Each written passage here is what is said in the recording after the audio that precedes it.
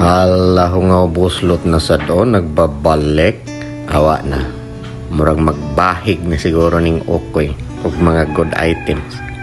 Unsa kanisa ang kalaki ay murag nagpabisi-bisi man. Murag wa na dyan siguro yung mga dyong pangita ag Rel siguro.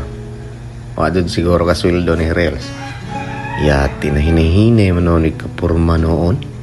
Sa niyang matay. Sag unsar dyan musud sa hunahuna ning okoy oh. Yati nito ka na oh.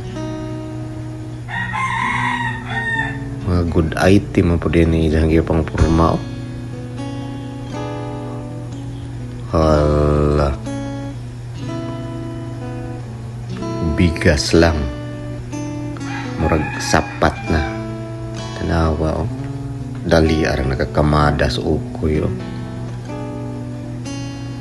Ngil-ngil yun yung tohana yun.